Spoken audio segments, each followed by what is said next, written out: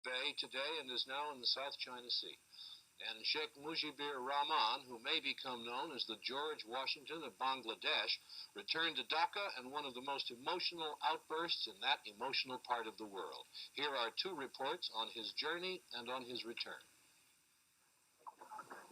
India welcomed Sheikh Mujibur Rahman with full state honors. Sheikh Mujib was greeted first by India's President Giri, Prime Minister Indira Gandhi. Full state receptions are reserved for heads of state. India is one of only two countries that have officially recognized Sheikh Mujib's government.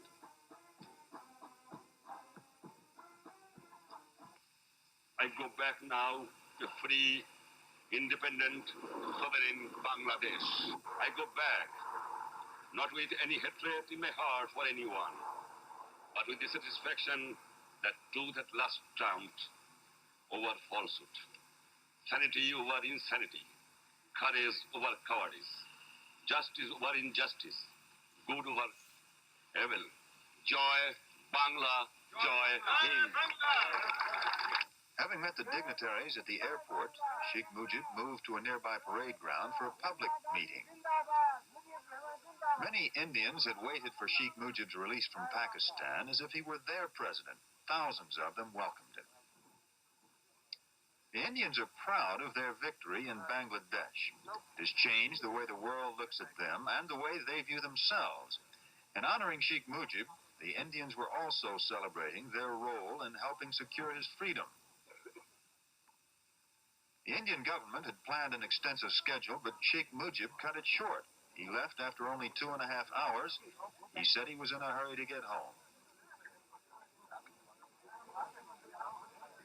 Jack Paxton, NBC News, New Delhi.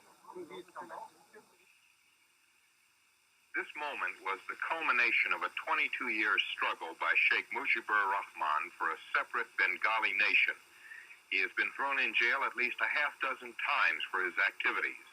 Now he was home in Dhaka, the leader of an independent Bangladesh. His people shouted their adoration. On the airplane ramp, engulfed in well-wishers and flowers, he covered his eyes for a moment, overcome by the emotion of the occasion. Security at the airport was tight, with only a few hundred leading citizens allowed on the tarmac, and hundreds of thousands of other Bengalis who wanted to see him kept outside in the streets. But as soon as the sheikh appeared, the security broke down and he was swamped.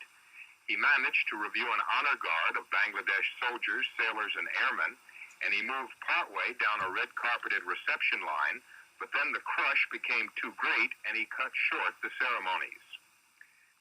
Sheikh Mujib climbed into an open truck for his motorcade through the streets. Dozens of young men, some of them guerrilla fighters in the war, tried to climb in with him. As many as 1 million people jammed the streets to cheer their leader, shouting, "Long live Bangladesh" and "Long live Sheikh Mujib." At times, the truck could not move at all. The street was so jammed. Many people were trampled. Obviously, Sheikh Mujibur was first in the hearts of his countrymen as he began his presidency.